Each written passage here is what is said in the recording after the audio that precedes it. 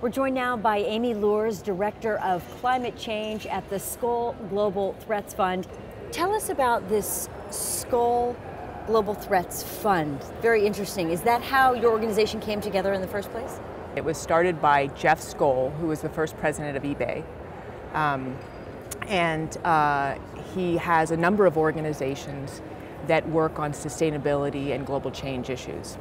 The Skoll Global Threats Fund is his most recent organization that he started. He started it a couple years ago, and it's the first time he brought on staff that have expertise in specific areas. And he gave us a charge of saying, these are 5 threats. He chose 5 threats.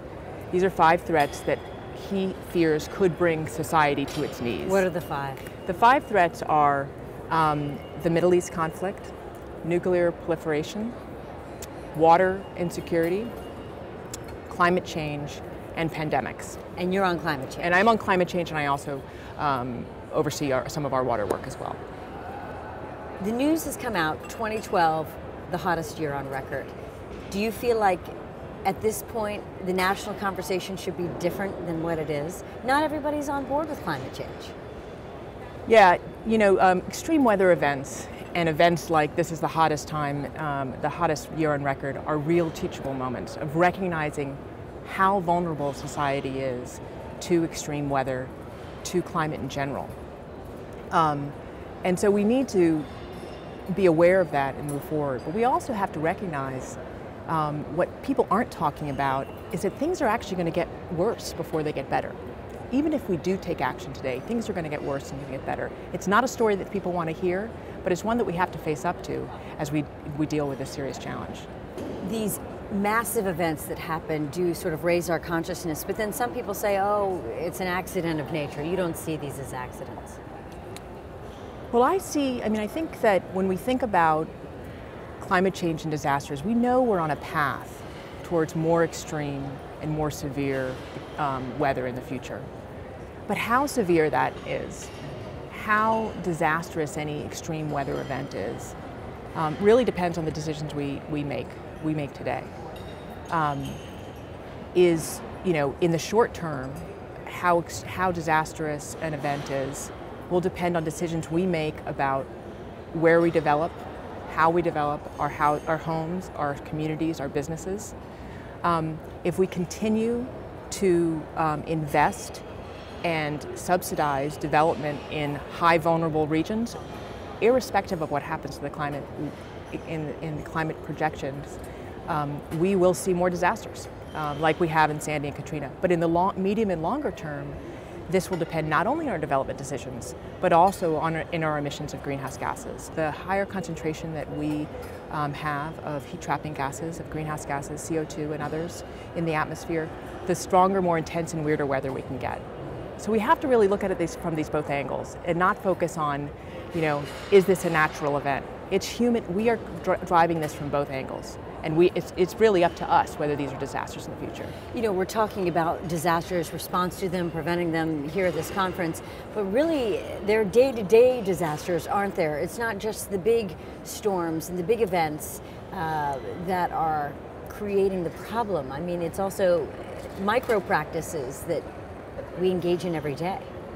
In terms of creating our vulnerability, I mean, this is getting to the point that I made earlier, is that, one of the things that is hard to sort of take in when we think about things like Sandy and Katrina is that, what made those disasters ultimately at this stage is our decisions about where we're developing. We knew Katrina was going to happen years beforehand, and so did we about Sandy. Now, climate change is making that worse. It's aggravating that situation. But in the short term, we need to realize that our vulnerability is based on those decisions we're making about where we're developing, how we're developing, and we can't be blind to the trajectory that we're on.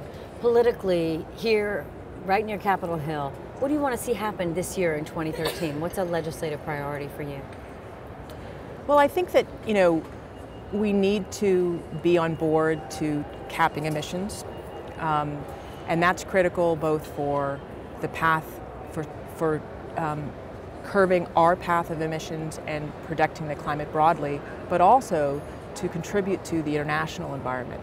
in international negotiations. If we aren't able to show the world that we're serious about climate change, we're really slowing the entire global system into addressing this problem. Are there parts of the world that you say are far ahead of our country in terms of what you're talking about? Taking climate change more seriously? I would say most parts of the world are far ahead of our country in terms of taking climate change seriously. I'm hopeful with this administration. I'm hopeful where we're headed. What's holding us back here? I think what's holding us back is not, I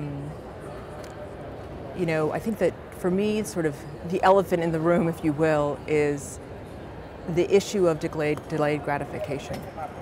In other words, the decisions we're making today really are ones for protecting real serious catastrophes that may happen 20 to 30 years down the line. And we don't have anything like that.